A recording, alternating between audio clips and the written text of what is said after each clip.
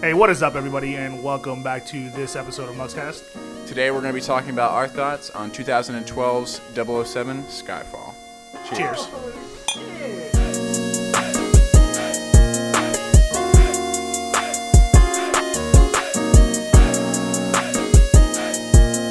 Skyfall, 2012, directed by Sam Mendes, which is interesting because he's actually the only person in these Craig Bond movies to have directed two.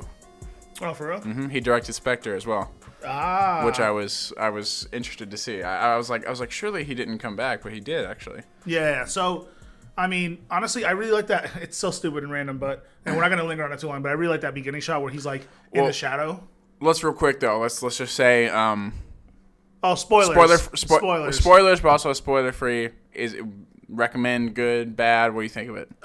Spoiler free. Oh, good. Oh, it's so good. Yeah. Skyfall is extremely satisfying by all means. If you're just a fan of action movies, like very well choreographed action movies, yes, go watch this. This is good. Yeah, it's a great movie. Definitely. It's a very safe movie. Like when I say that, is it does push the boundaries a little bit, but it does a really good job in terms of like sticking to like some true like Bond stuff. Like you'll just trust me, it's worth a everyone. watch. Yeah, you'll enjoy it. Yeah, definitely go check it out. And now we're gonna go through everything. So spoilers for the entire movie, start to finish. Yes. So yeah. Anyways, back to that opening shot. It's so simple, but like he's literally like a shadow. He walks up. All you see is just like. And then you get the music cue. It's such a clear like parallel to instead of doing the shot.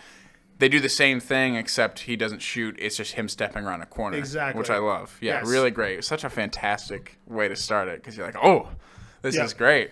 And he goes through and finds the guy. Yeah. I want to say his name is Ronson. I can't remember his name. I want to say his name is Ronson. With names, but... Well, he never shows up again. He's just like a dead guy.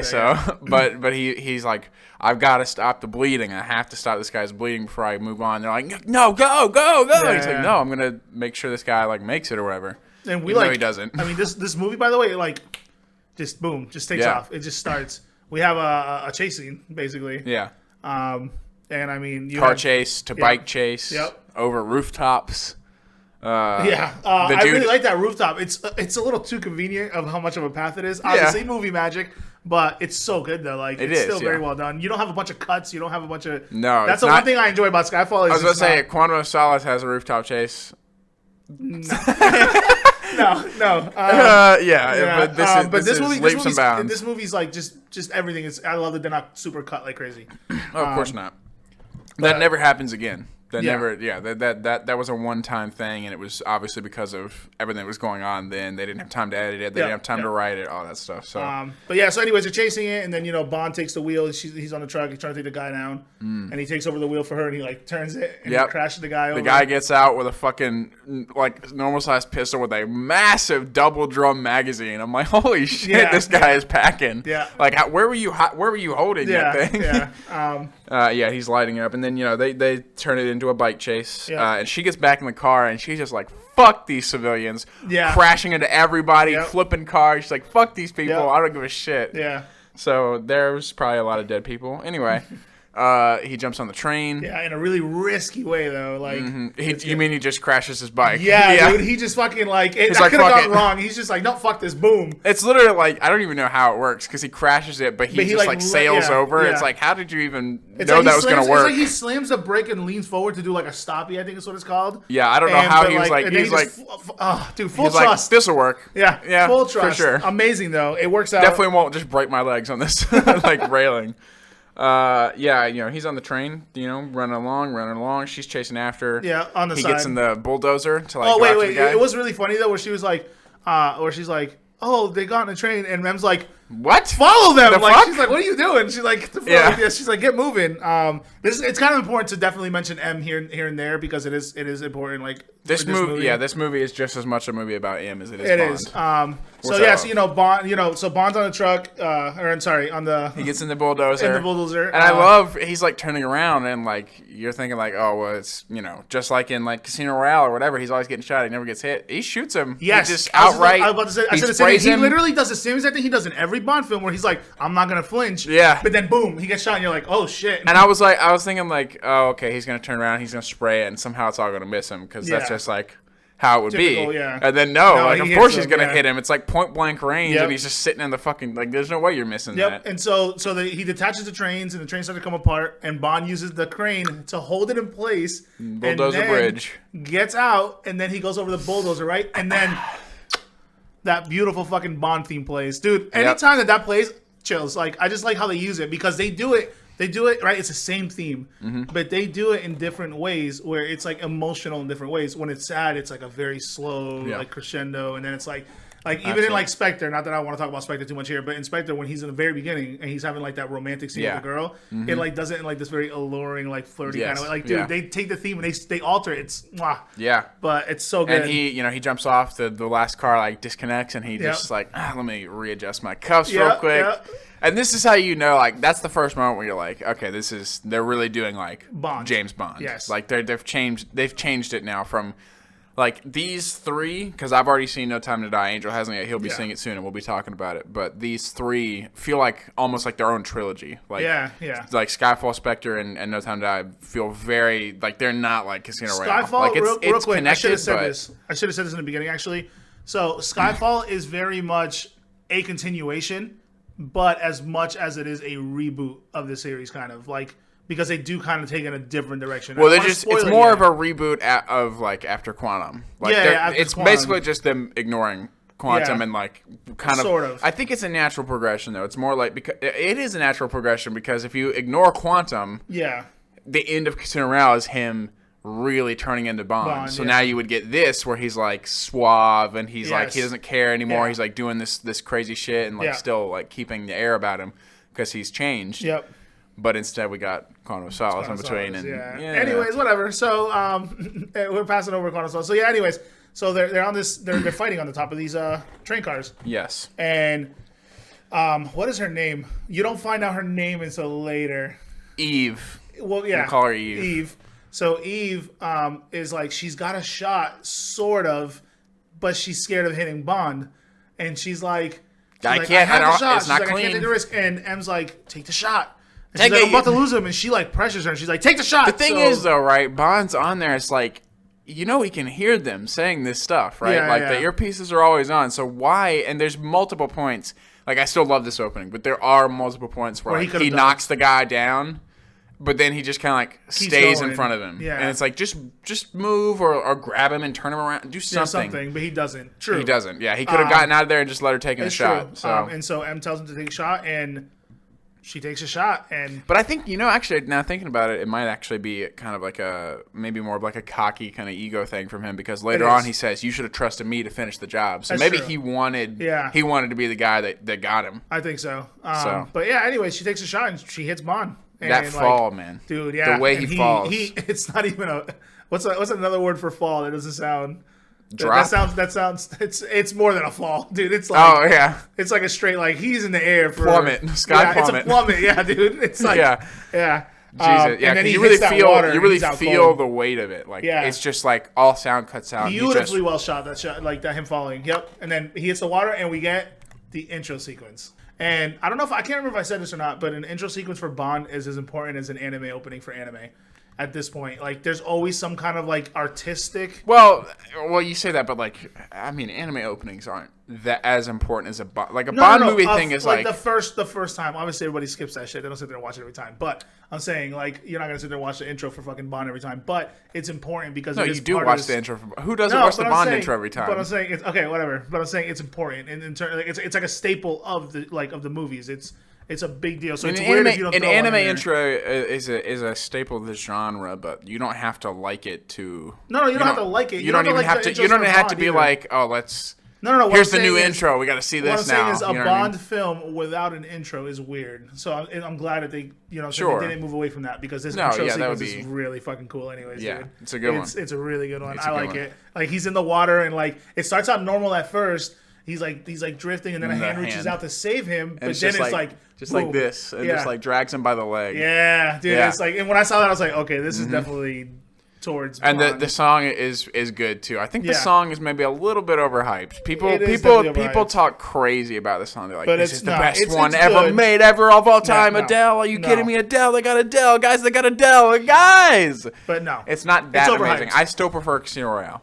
Yeah, no, Casino Royale was good. I still prefer Casino Royale, and we'll talk about. I actually really like. Never mind. We'll talk about it when we get there. I actually really like Spectres, dude. And yeah, I've already got like just after watching them, it's actually like surprising. Like we're going through MCU and stuff. It's hard to rank these movies. It's very easy for me to rank all these movies and the intros as well. Like they're all just like falling into place super nicely. But for now, I would definitely say Casino Royale, Skyfall, Quantum of. Oh really? You say Skyfall's under Casino Royale? That's what we just talked about. I said I still like Casino Royale's better, and you said me too. You talking about intro? Sorry, I thought you meant movie-wise. I was like, no, Skyfall's definitely like. No, I do prefer Casino Royale's intro just because. Yeah, Casino Royale's intro. I prefer the song I thought you meant as a whole and the aesthetic. Yeah. No, they do. They stick very true to the aesthetic for that. Anyways, sorry, we're trying not to linger. Yeah. So, and then my guy, my man. I'm looking in the credits and it goes director of photography. Roger Deakins. I have no idea who that is. Roger Deakins. No idea who that is. Don't even act like I know. He has shot like the most beautiful movies ever made. Like, oh my god. We're not even gonna get into it, but I was just like, as soon as I saw it, I was like, oh my god, you're to be fair, this is a really well done movie. You're in for eye candy no matter what. If you see his name, even if it's the most dog shit movie ever, you're gonna be like, well, at least it looks good. Good, yeah. So M's in trouble. M's in trouble. M's in trouble. No, for real, she is. She's in trouble. Like we said, it's very much her movie as it is Bond's. Yeah. She's in trouble because she's on the verge of being fired, basically. Yeah, she's talking to Mallory, who's the new something. I can't remember what they say, but he's coming in. And he's basically the new. He's basically coming in to be the new M. No, he's coming in to be something else. He's somebody else. Is he not replacing her? Yeah, he's supposed to replace her. No, he's just gotten hired into another position. Oh yeah, you're right. He's in a higher. He's in some other position, and then once everything happens, right. Sorry. Anyway, so he mentions that what they lost and what they were fighting over that was so important, and that's another reason why I love the intro scene. It's like Quantum of Solace, right? When you get the intro, you're just like, it's just him getting chased, and there's no stakes. You're like, well, he's not gonna die. Yeah. This is the intro scene of the movie. There's nothing's gonna happen here. He's just in a car chase. Yeah. So okay, but this one, he's not gonna. Well. You think he's not going to die, and then you're like, oh, shit. But at the same time, you're like, well, they're after something. Like, they have to get this guy. Yeah. So there's stakes. Like, they're clearly set up that if he gets away, it's really bad. Yeah. So immediately better in that sense. And then they reveal here. Is he gets away, and Shot ends up hurt. I mean, Shot ends up fucked. Shot. Yeah, Bond ends up shot. And then here, Mallory. Hold on. Me going blindly into these movies was very satisfying. It was. And don't get me wrong, I get why you like it, but at the same time, it's like, part of me hates wasting my money. Like, I'm glad I looked into Venom before I went and watched that. But anyways, sorry, go ahead. But yeah, so the Mallory brings up that the item they were after is a drive containing all the names of their undercover agents, which is just like Mission Impossible 1, if you've seen that. It's the exact same thing, except it's a floppy disk, I think. But, so I thought that was really cool. And again, makes perfect sense why they would be so after it. And he's like, hey, we are retiring you. You're gonna retire for us. She's like, you're firing me. He's like, no. She's like, bullshit. She's like, bullshit. Yeah, you're firing me. I know. But yeah, anyway, so then it cuts to, I think, Bond in like some like. No, it goes to, she's like driving away, and her laptop starts. Yep. She's like, what's going on? They're like checking. You're like, oh, somebody's decrypting something. He's like, track it down. Like, it's inside MI6. Yep. And she's like, where? It's like, your office. Yeah. And then boom. Yep. The MI6 beautiful building, explosion. Yeah. It gets blown to shit. It's a real building. I don't know what it actually is used for. Maybe it is actually MI6. I don't know. But it's a real place in London. Yeah. That they've now, well, they've blown it up twice now, and then like.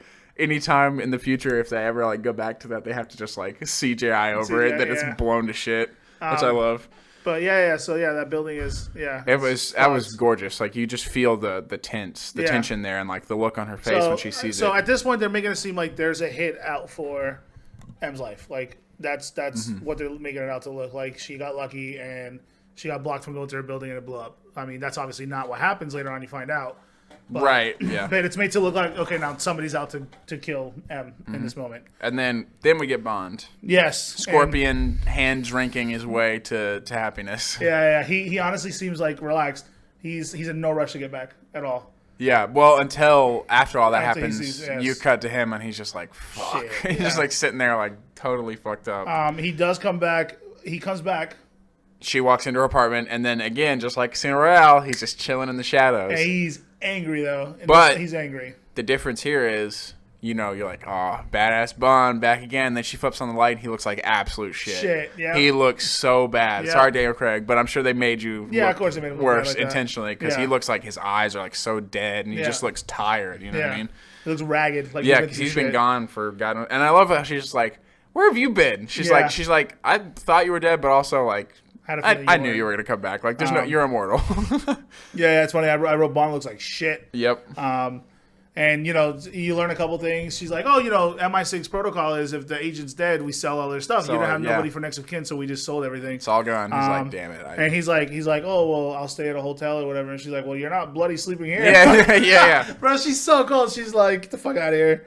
And then we head over to the new MI6 underground base, which is very cool. It's very cool. Very Bond-esque like building, for sure. So Bond has to go through his testing. Yep, training montage exposition dump, which is very good. It's very good because you see how much that shot affects his aim. Well, look, not even just his aim, but just these like first three of like you get so much at once because can't remember his name, Tanner, right? Tanner. Is explaining to him about stuff stuff that's happening while he's gone. Yeah. And the stuff that's going on. So you're learning all this, plus you're kind of seeing as you go Bond visually what's happened to him. Yeah. Like and you get to eventually you get to the pull-ups and you're like, oh my god, like he can't even get to these pull-ups, like he's struggling with everything. While you're getting this other exposition, it's like the perfect way to do it. Yeah. And then he stops at the thing and then you realize actually after that like the reason he can't do the pull-ups is because of that. Shrapnel in his shoulder is like really fucking him up. It's hurting him. And then you get the target practice. Yeah, and he can't even hit, bro. It's just keep going. Just keep rolling. His clip came undone for his little cover, but anyways, they hit you in the face. Hit me in the neck. Look. Anyways, we're keeping this in. I said I wrote. Did I miss? Did they say how long it's been since he left? They didn't. I don't think so because he's struggling to even hit a target. Yeah. I'm like, what? Even up close. How long he literally starts to get closer and he's shooting. He still can't hit. I'm like, what the hell? Then we get some word It's funny because I did write how much time passed. Write how much time passed. So he's still doing his testing. He's rusty. We got some psychological word association. And they're saying the funny part is like, oh, M. He's like, bitch. Yeah, and then they're like Skyfall, and then he's like done. Yeah, like he's like, we're done. And I mean, I don't know. I was always like, oh, this must have been like some sort of like previous mission or something. I don't think anybody was like, oh, it's clearly his family estate. Like, I got that one. I figured it out. Like nobody. There's no way you're guessing that. So. And then he gets his shrapnel out of his shoulder. And he gives it to the person. He says, make sure M gets that. I think is what he says. Something like that. Make sure it goes straight to her. So then you go to him. We're skipping a little bit, but. Well, he meets he kind Mallory. of. Well, he goes back and sees Eve again on his way in, and you can tell like he doesn't hold any hard feelings towards her. No, he doesn't at all. He doesn't. I love that because he's like making a joke out of it. He's like, you missed all the vital organs and stuff. Yeah. Broke a few ribs. But overall, I'm still alive. Being his suave self. Yeah, and you can tell like he's still cool with her, which I like. Yeah. He holds no ill will, and then he meets with Mallory. Mallory's like, don't cock it up. Yeah. And then as he leaves, somebody is like. He didn't actually pass the test. Yeah, like, but before that, M says, "Oh yeah, you barely passed." And he leaves, by the skin of your teeth. Yeah, and then you get hit with, he never passed. Yeah, and it's like, oh shit. Like, yeah, well, of course, it's honestly like Bond being cocky again because like, how did you think you passed that fucking test? Like, there's no shot, dude. Yeah. But then we meet Q, our new Q quartermaster. I love this Q though. I actually really like him. He's amazing. Yeah. Like, I found out recently he's the voice of Paddington Bear in the Paddington movies. So let's just, which actually the first Paddington is a great movie. Sure. It is. Sure. It is universally agreed that it's a great movie. I'm sure it is. You need to watch it. You need to watch it. I don't think I've ever seen it. Anyway, Q, and he's like, wow. They get into looking at the painting. And he's like, oh, this old thing being hauled off. And he's like talking about it sarcastically. And he's like, what do you see? He's like, a bloody big ship. Yeah. They're just back and forth about age is funny. I love that they kind of continue that theme of like, you know, even though he gets like more suave and he's like adjusting his cuffs and wearing more suits, like he still keeps that like characteristic that they had in Casino Royale of like him where he like crashed through the walls, like doing the parkour test. Like he's still blunt about everything. Like he's not super refined in every way. Like he'll still be it's a bloody big ship. I don't give a fuck about this painting. Yeah. Who are you? He's not Mr. Class. He's not in everything. Like street. Yeah. So he gives him, you know, a radio, a gun that is coded to his palm print. Yes, honestly, it's really funny because I actually liked how like bare minimum this was. Like, I missed. They gadgets. Go bare minimum with all the gadgets. Yeah, I do miss like when they do them. This gadget, right? I do miss that because that's part of like a Bond like trope. But at the same time, like this goes to show how much more of a skill a Bond like agent has to have because he literally, like you said, he gets that encoded like gun, and then literally a transmitter. And that's it. And he's like, even Bond's like, this is it. He's like, yeah. Like, what the fuck? He said, what did he say? You were expecting an exploding pin? Yeah, exploding pin, yeah. And then we're over to Shanghai. Yep. And he's tailing some guy. Tailing the guy. And he gets in. He's like, oh, this guy's pretty cool. And then he looks over and the guy's blowing someone's brains out in the building. He's like, shit. So he follows him. And even though it looked like it was fucking taxing on him, the way he jumps on that elevator. Smooth, quiet, but it does start to hurt his arm. Yeah, and it's actually tense because any other Bond movie would be like, oh, he's got that. But now you've seen previously he can't even do pull-ups. You're like, oh, shit. Like, this is not good. He might But no, he makes it. He makes it. Barely. And, you know, he gets up there, and it's this super glass reflection building with all these neon signs. I literally wrote, what the hell room is this? Yeah, it's like, I think it's because it's dark and neon lights, and it's just like every office is glass. It's glass. So it's just like hell for us looking at it. But it's empty as shit, though. It's empty as shit. Yeah. So he goes to go through the door, and like the reflection of everything hides him, which was so cool. Honestly, the way this scene is built up is amazing because he's sneaking, right? And, you know, on any typical sneaking scene, you would have somebody be like, oh, here's this table for me to hide behind. No, Bond is out in plain fucking There's sight. No way, So you would think, oh, how would he get saved if something happened? And like you said, that reflection was luck. It was amazing. It was good. But he manages to sneak, or so we think. He manages to sneak up on the guy. So the guy, I love that he does a clean cut through the glass, so that way he doesn't shoot through the glass and shatter anything or make a noise. It's just like a clean shot. It's perfect setup. But thick I'm glass. Like, why?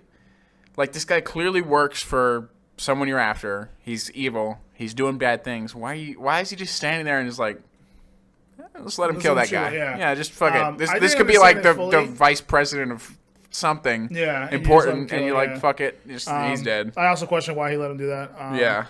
But that nice 30-second, 1 minute, like one take of them just fighting in front of the neon sign. Let me tell you something right now. Beautiful. Lighting is important in fights, right? It's good to know what's going on. I did not feel cheaped out on this fight. It was silhouettes of, you can tell everything that was going on. It was very intentional. Yeah. Yes. And it was done beautiful. Very well. It was a really good scene. Yeah, and it's lit by the neon, and then occasionally like the gun will go off and it'll also light them up. Yeah, amazing. Love it. So, he grabs him, he falls or whatever, and then Bond finds... He didn't fall. Bond legit couldn't keep a grip on him.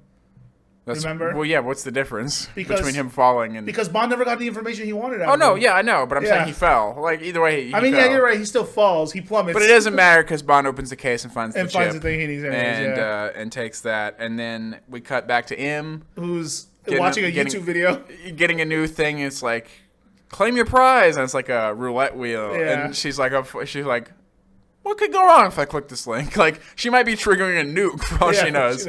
And she clicks it, and it takes her to a YouTube page with one view.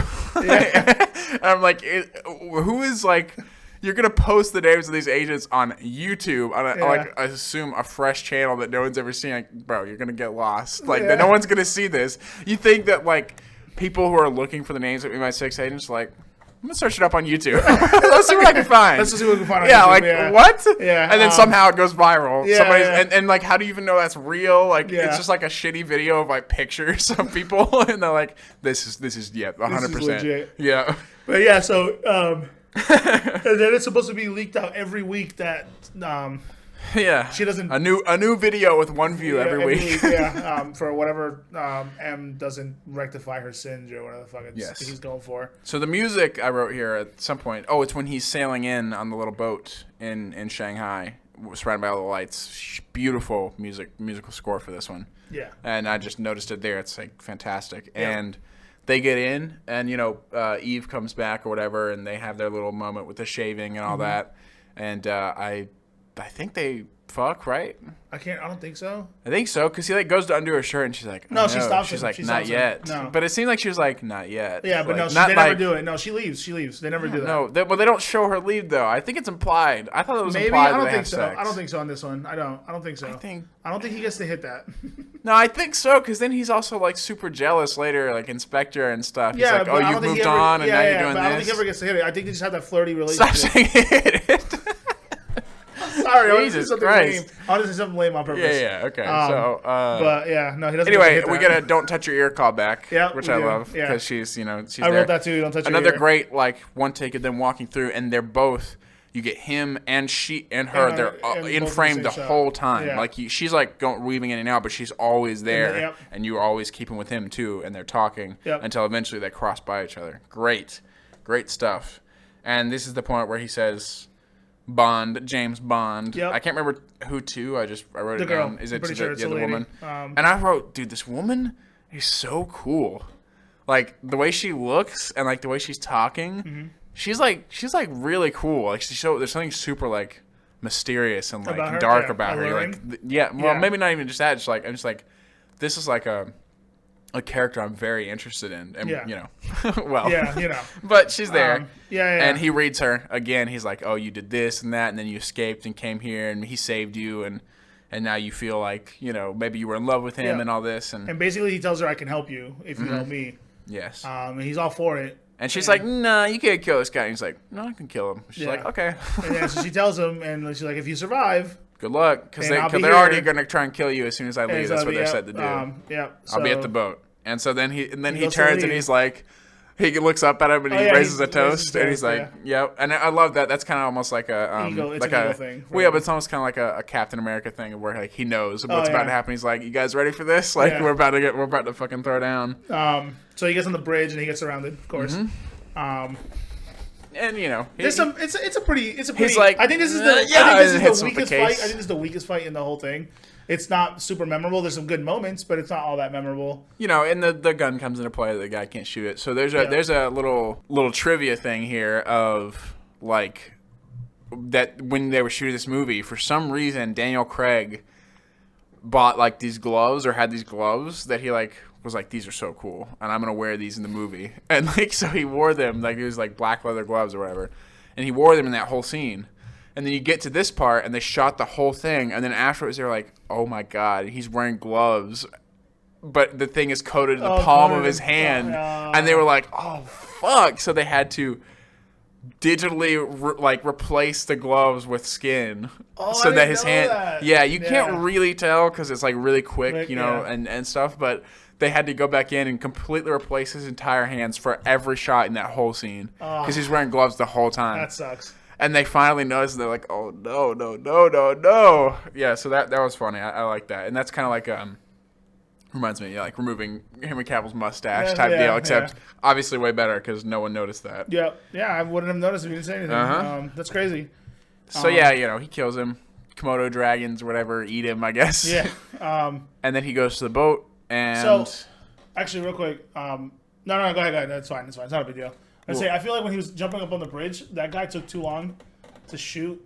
Like there was like a weird pause before Eve hits him. Yeah, saves him. It was like way too long. Like that guy was like, "Hey, you got a cup of sugar?" Like it took him way too long, bro. Like to shoot. But anyways, go ahead. Yeah. So they do this is where this movie is where they start again to do the Bond thing of him like sleeping around constantly, smashing. Yeah. Whenever he gets a chance, and if he has a chance to honestly get some ass, he's gonna get some ass. And I'm like, it's all right, but I prefer the version that Casino Royale set up of like, and it's never a thing again ever because they do, like in Casino Royale, he's like, he has the wife or that husband or whatever that he starts to sleep with, and then as soon as he gets the info he needs, done. Yeah. Because he doesn't have time. Like once go. Yeah. Like, of course you would. You wouldn't stop and like spend 30 minutes having sex. Yeah. Like, that's like, I love that he was like he was using it to his advantage instead of just being like, I will drop everything to have sex. To be fair, it's a long boat ride.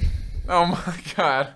So I guess that's a good point. Go on a different boat that's ride. A good point. Yeah, to be fair, they are in the boat ride. But then, there's other stuff like Spectre and things. Yeah. Is it Spectre? Yeah, Spectre. But anyway, and then, obviously, like, it would have been nice. Like, she's clearly, but I obviously don't want them to redo the shower scene from Casino Royale. But then at the same time, she's like, been abused as a child, and then he just randomly sneaks in behind her and like grabs her, and she's like, I literally wrote, what the hell? Like, like she's not freaking out or anything. I was like, what the fuck? I was like, don't get me wrong. Like, I understand that he's getting ass, but it's like, bro, wasn't a huge fan of this one. Yeah. So we get to the island. Yeah, he activates his transmitter before they got off the boat. And she reveals like that what is his name? Silva. Yeah. Forced the whole island to evacuate just by like lying to them, basically. He did something in a computer server, and then made an alarm go off, and everybody dropped everything and left immediately. I was like, damn, that like shows you his level of power with just like one line of code. He just like changed this and made an alarm go off. So that gives you a sense of his power. Mm-hmm. It does, but what I really appreciated for him as a villain, it's such a weird shot. It's like when Bond's sitting in the chair. Mm-hmm. And he was walking up to him and talking to him. That's literally done in a single take. Yep, whole one take. Him walking up, and it never cuts away. It's just all on Bond's shoulder, and he slowly gets closer and closer, and you start to see his features. It's like whoa! It's really well done. It's like okay, my man Javier Bardem. He does it. He's an amazing villain in this, by the way. He is. Yeah, he's a phenomenal actor. Have you ever seen No Country for Old Men? No. Watch it. But I do hear it's one of the best movies ever made, and he's. A phenomenal villain in that too. Holy shit, he's amazing. He reveals to Bond that M lied about him passing the test. Yep, and he also reveals that he was an agent himself. Yep, and then he hates M. Absolutely hates her. That's the whole thing. Yep, that's the whole setup. That's when you find out like okay, clearly he's after M. Like that's for sure. And we get the whole thing that was very controversial at the time him being like gay, like bisexual. Yeah, for sure. Bisexual. At least, but then say it's like nobody should get triggered over that shit. It's bisexual. So I kind of I don't know. I liked it though. It added to like his craziness of like randomness. I liked it. It was cool, and then I think like it's never mentioned or brought up again. So. It's cool either way, but there is also the element to it of like he could just be saying it, like he could just, to get in his head and be like, because like, well, I think it's my first time. I was like, I'm getting turned on a little bit there, but it's like, but he's like, good. Oh, first time for everything, huh? He's like, oh, what makes you think it's my first time? He's like, oh, Mr. Bond. Yeah, it's so good. It's so good. It's so good. Yeah, that was really because they're so great together. Yeah. And then we go outside, and she's tied up. He puts the shot glass on her head, and he's like, "Here, let's do some flintlocks." Dude, it's a really like well done shot. He's like, "I heard your aim." He's like, your aim hasn't been that good. Like, let's go see if we can improve it. And he's like, "Shoot the glass." He's like, if you miss, he gives him a fucking flintlock pistol. Yep. And Bond shoots and gets close to the glass, but manages to miss the girl. I think he misses on purpose, though, right? Because he's not going to risk actually shooting her. No, I think if he shot the glass, he would have won, but of course he doesn't. Right, but that's what I'm saying is he knows he's not good enough, so he was like, I'm just going to intentionally shoot to the right and not miss. Risk no. that. No. Of course he did. But then Silva's like, oh, my turn, and then without even you knowing what's going on, you knew exactly what happened. He just, boom. And does he keep eye contact with Bond the whole time? No. He shoots her, he turns around and goes, I win. Yeah, what do you think about that? Yeah, he's like, how do you feel about that? Yeah, just and then he goes, waste a good scotch. Boom! And then he kills everybody. Yes. Everybody except for him, which was like, okay. But I think I guess he's trying to bring him in at that point. Yeah, he is. Intentionally, like he's not trying to because he did set up the transmitter. So he kills the bodyguards in a pretty cool way, actually. Very well done. Yeah, he's like, waste a good scotch. Everybody's down. This is actually one of the more believable things because he does get shot at, but he manages to hide behind the body. Like, the way he attacks everybody is very there's also, they set it up that there's guys in the background, but they don't even have their weapons out. The only guy that has a gun on him is the guy that he disarms to begin with. Exactly. So they're like, oh, they got to pull out their guns. So it's believable, honestly. Yeah. But yeah, I just do love when he's like, I win. Yeah. Like, and then what's it called? So nice, like, oh, you're all alone. And that's so funny. he's like, "Oh, I'm not alone," and then like you see like the helicopters and shit flying, and then and obviously if you're any type of fucking person that have seen movies, you're thinking to yourself, well, this was obviously too easy. Like, that's literally the first thing I thought to myself. I was like, there's no way. I was like, with how much length of movie there's left and how easily he got him in, no fight. Well, something's up. Yeah, I don't know. I don't know if I don't know if something's up. You know, you could just say, like, he's going to break out, but you're not thinking, this is all a part of his plan. He planned to bring him out here, and then he knew he would have the radio on. Like, but I do think he wanted to get captured, only because of what happens next, where it's like, he starts talking about everything. But that's the thing about this movie is, well, we'll talk. We'll get to it a little bit later about, like, how his plan works out. But so, anyways, you come to find out what ends up happening is Silva, if to my understanding at this point in the movie, was he was captured. Mm-hmm. And they in Korea, I think. They kind of just. She was like, "Yeah, he had been doing stuff that he wasn't supposed to be doing," and so she was like, "I'm going to sacrifice this guy in order to they're going to give me back like 6 other agents that would have died." And she was like, "I think I made the right call." And so he was tortured for like 6 months. Yeah, for a very long time. And never gave up a secret. He says, and then he said, realized that she was never coming back for him. And then it's funny because they actually build you up to make M seem like the bad one. Well, like, she is. She is. She makes several bad decisions. It's what leads to all of this happening. True. But it's also, comes with the territory that she has to make hard choices. Yeah, she does. But this is the point where you think this whole time you're like, we're doing Quantum of Solace again, like a Bond villain with nothing unique about him, no scar, nothing. Yeah, nothing. He's not deformed. And then he's like, and so eventually I was like, I'm getting out of this, and I'm gonna pop my cyanide pill in my back molar. Yeah, so he bites down on his cyanide pill, and it didn't work. Survives. And he said, it didn't work. One of the best lines in this movie, he goes, "Life clung to me like a disease." Yes. I'm like, oh, yeah, it's so good. And then he says, "Do you know what cyanide does?" It destroyed everything inside of me. Yeah. And then he pulls out his thing. My God, dude, it's so gross, but I love it. It's so good. Yeah, it's so good. He's the best villain. He's definitely the best villain. He's fucking. It's just so good that finding out that like you're like, oh my God, we're doing this again. And then like he pulls it out and it's ooh.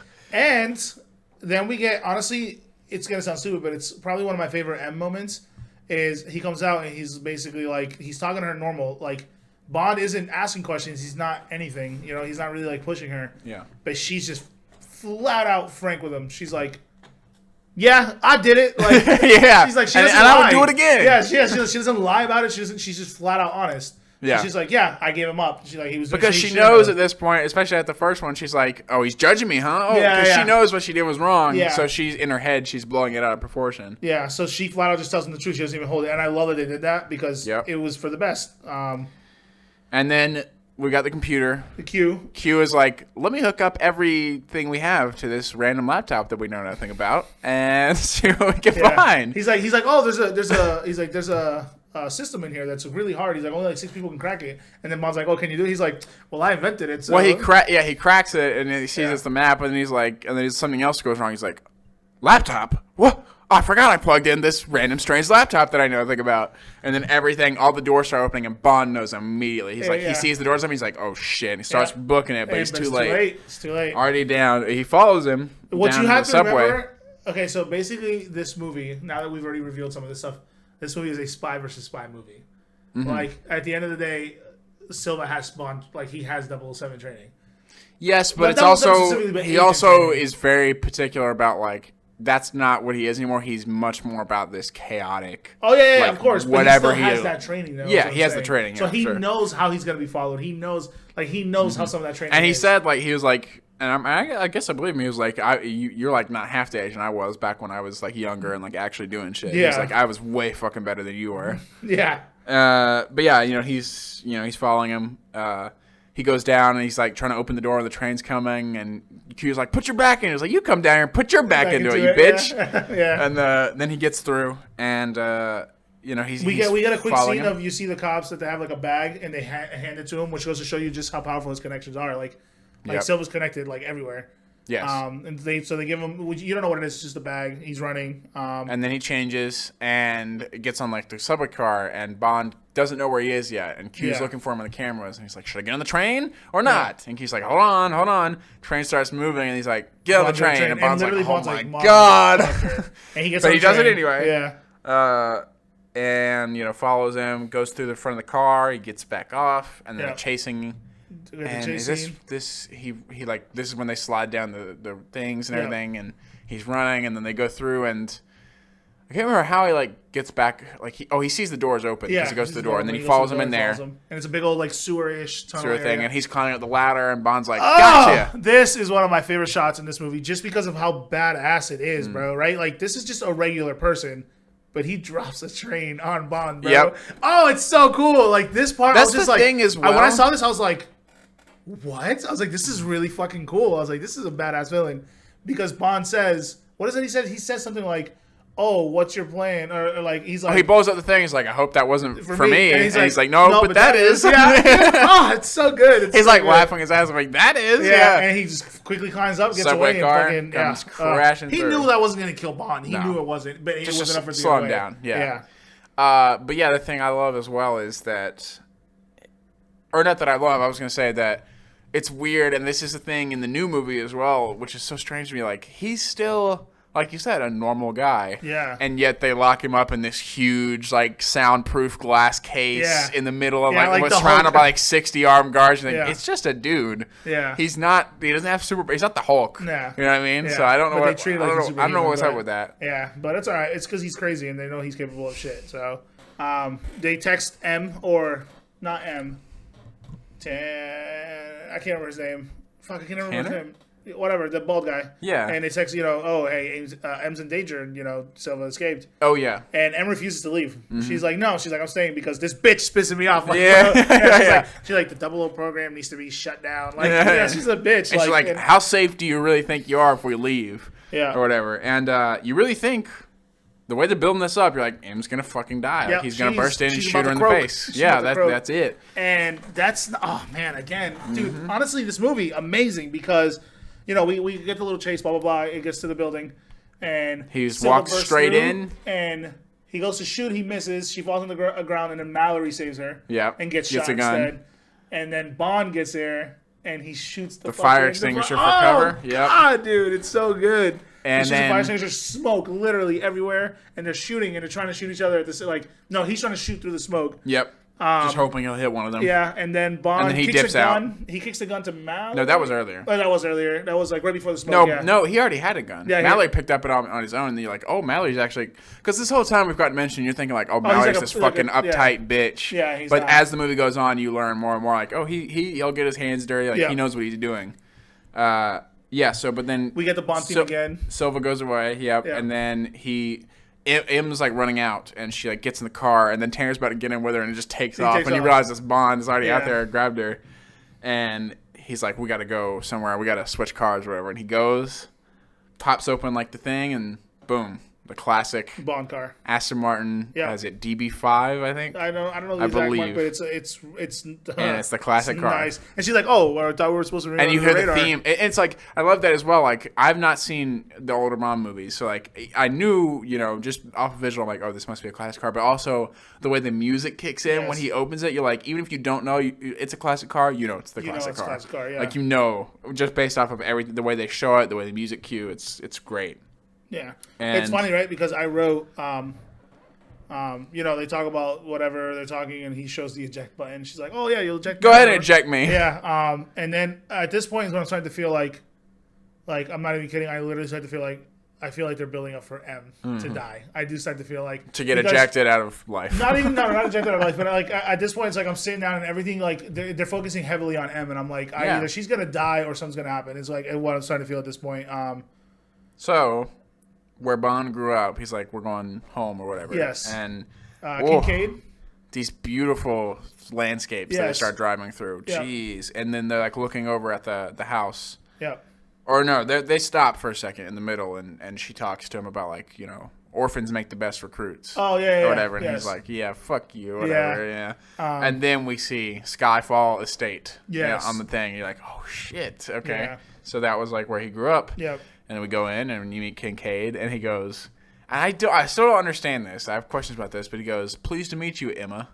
Yes. So you know her name. But how did he know her name? Who is this guy? I'm pretty sure Bond called him ahead of time. No, Bond is like, you're still alive? He's like, what the hell are you doing here? Yeah. Implying that he hasn't seen this guy since he left as a kid. Yeah. So how does this guy know, unless when she came to get Bond, she was like, my name is Emma. Yeah, probably. But isn't the whole point is that she keeps her name a secret? So I'm like, what the hell? I don't know. But either way, I'm glad we found out, and I love that her name is Emma. I think it's really great. It fits her perfectly. It does. Kincaid and Bond are having a little moment. He calls Bond a little shit. Yeah. And basically we get Home Alone for adults. We're Home Alone in this shit, yeah, baby. You wrote this, I don't know if you, but it's basically Home Alone for adults, bro. I was like, this is exactly what this is. They're setting up James McAllister.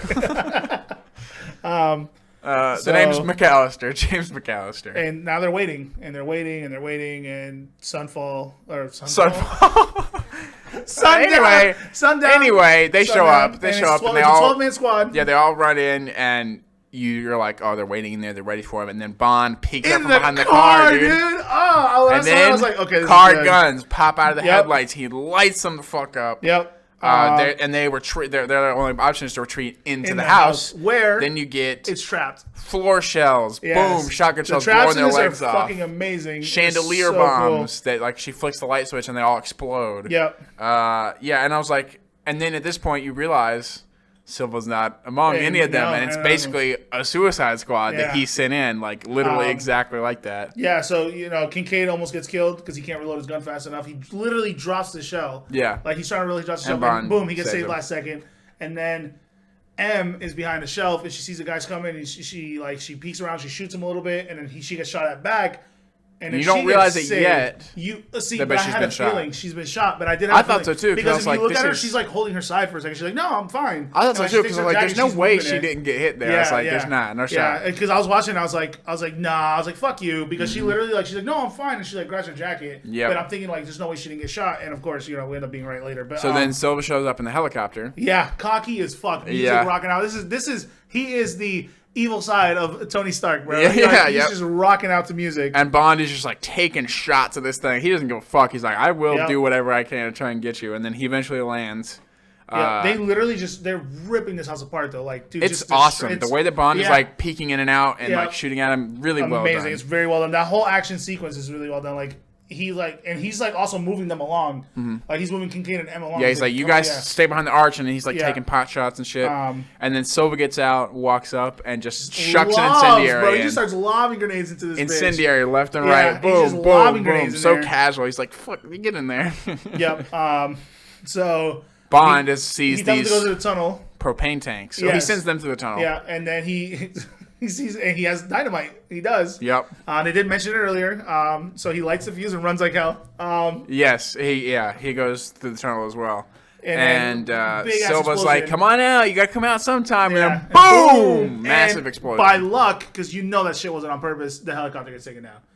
But that was a bad thing because that helicopter was saving M and Kincaid, because that light obviously is in your face. You can't see beyond that light when there's light shining in your face. So now that the helicopter gets brought down, Silva's like curious because. We forgot to mention they blew the fuck up out of the car. Like he was like, "Kill that shit!" Yeah. And then so Silva's now looking because he's like, "Where the fuck's Bond?" And then he sees two shadows off in the distance. And he sees the flashlight that they're using. The flashlight and then the shadows. And he's like, "You guys go try and make sure he's dead, and I'm going to get them." Because he knows it's him. He knows it's her.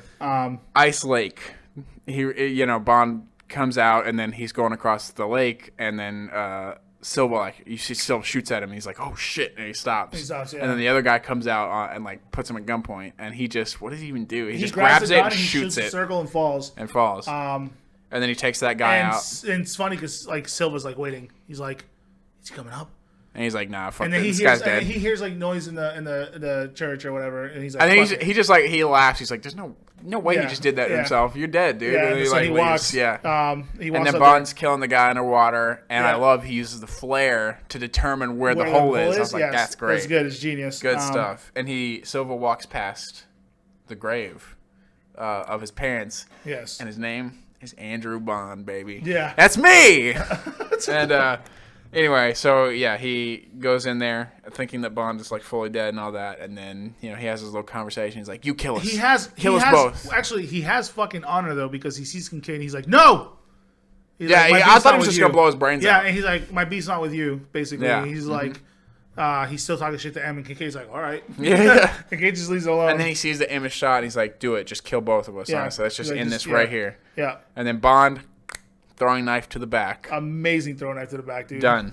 He's dead, and then M dies. And I had seen this movie before, and I was like, oh my god, I didn't even remember this. I didn't remember that she died. I remember like the visuals of them being out in this middle of nowhere, and I remember the opening, but I did not remember her dying. Yeah. So I was like, oh, okay, wow. It was crazy that they killed her, because I feel like they did this in a way to get rid of old Bond. She was literally like so she was literally the last thing left before we can get like a fresh Bond. And what I mean by that is like they kept her, but she was from old Bond things. So people, as long as she was around, they were gonna keep thinking, oh, this isn't the same Bond, blah blah blah. Like that was them cutting ties with old Bond films. Now what it really was, and I saw something about this in one of the behind the scenes I thought, is like they were just trying to. She was retiring. She was retiring, and they were like, we need to give her character a proper end before we have something happen where like she passes away like middle of a movie, and then you get like a Leia Star Wars situation. Like you don't want that, so give her a proper like genuine like heartfelt end, and then people can still be happy, and she doesn't have to be there anymore. So here's the thing, right? She's up there in age. Yeah, she is. Is she? I don't even know if she's still alive. Is she? I don't know. She might be, but probably. So it's funny because yes, M did die, but technically Silva didn't win. Like, yes, she died, but she didn't die by his hands how he wanted. Mm-hmm. She died by one of his men. So technically he didn't really win, but he still kind of got what he wanted, which was M dying. I guess, but it was more about the personal. It was entirely about the personal thing of him wanting to do it to her, and he also had some twisted like love for her still as well, like you could tell. Yeah. And the way he's like, oh my god, what did they do to you? Like what's going on? Like you can tell he's very messed up in a lot of ways. Yeah. So she dies and have a little funeral, and she leaves him the dog, the British dog. The one thing he hates the most on her desk, bro. I was like, that's so... I think she's trying to tell you to take a death shot. He's like, no, the complete opposite, actually. I was like, that's so nice. That's very sweet. And then you come to find out... the name's Moneypenny. Yeah. Eve Moneypenny. Yeah, which I guess the Moneypenny character is... I can't remember. It's something like an assistant to like M. She's like a desk assistant. Yeah, right? That's why she's like... That's why it's a big deal. She goes from a field agent to a desk assistant, which people were mad about, but like... It seems pretty well. I mean, yeah, they kind of did it to set her up as a desk, like, and to be the same as she is in the older movies. But at the same time, like, the way they did it made sense. Like, she shot him in the field, and she was like, "This isn't for me. Like, I'm not ready for this, or this is not what I want to do." Yeah. And then we get the new M, and you're like, "Oh, duh, Mallory M. Like, of course he's gonna be the new M." Yeah. And then we get the gunshot to end it. Yes, and it's honestly, this movie is phenomenal. They managed to go back to following Bond tropes, but in such a cleverly well done way where it's not cheesy, because honestly some of the Bond tropes now are kind of cheesy. Mm-hmm. All these over gadgets and all this. They do manage to do a good job. Overall, this movie's great. Amazing. It's probably a great movie. It's definitely like, I haven't seen the new one, but so far it's definitely the best out of the Daniel Craig movies in my opinion. I thought about this a lot afterwards, but I do still prefer Casino Royale, and I don't even know why, because I was watching this and I was like, this is really good, but it just I was like, this is really great, but it wasn't hitting for me. I don't know. To me, it was amazing, dude. Spy versus Spy. Mm-hmm. You have like remnants of the past where the M's a main character in this for sure, and she's dying. Like, oh, it's good. I like. Let's talk about something here, right? This movie came out in 2012. And very openly, Sam Mendes has talked about, like, this movie was heavily inspired by The Dark Knight. Really? Yeah, and if you look at it, and when you really start to think about it, you're like, yeah, there's a lot of similarities. The villain is quite similar. And the way his plan is of, like, this very specific get captured, and, like, these very specific things will happen that I'll get out, and then I'll blow this stuff up, and, like, something about the way that he's, like, using the computer to, like, poke fun at her. That reminded me very much of the Joker. like just there was a lot of elements that like were very clearly, and how like dark and grounded it is. He was like, I took heavy inspiration from The Dark Knight. Like he wanted to make a Bond movie like that. Yeah, so I mean, he great. It's definitely one of the better Bond films for sure. But Daniel Craig's at least. It's weird to think that like we wouldn't have ever gotten this if not for The Dark Knight. You know what I mean? Like it wouldn't be anything the way that it is. Such a good movie. I really, really like this movie a lot. Mm-hmm. Oh, it's so good. And let me the strongest thing about it is the villain. Yeah. Oh, for sure. For sure. I mean, Bond's still great. Oh yeah, Bond's great. Bond. Yeah. But I don't think Daniel Craig's got like this swagger to him that he does such a good job, dude. He really does. I could kiss that man. he's good. You could tell he aged though from the last movie to this. It's definitely a big age gap. Because he definitely looks older. Yeah, for sure. But it's also intentional. Like this whole movie is about you're getting old. Like you're like that's kind of the whole movie. Yeah. So phenomenal. Great movie. But yeah, I definitely suggest people go watch it, and I think that's gonna be it for this episode. I'm gonna say thanks for watching and or listening to this one, and I'm gonna do the subscribe, like, yes, follow us anywhere. Let's start doing the basic YouTuber shit or whatever. Just if you made it this far, you come on. We're gonna do a lot of these. We're gonna do all the movies leading up and do No Time to Die and much more stuff to come. We're working on a lot of things. I mean, also give us suggestions. For sure. Things to watch. We're getting ready to do some Halloween stuff here. Hopefully. Yes. Yeah, that's gonna be fun. Yeah. So do you think we should? We'll talk about it off camera. Okay. Okay. All right. Anyways, thank you. Yes. Thank you guys. Bye.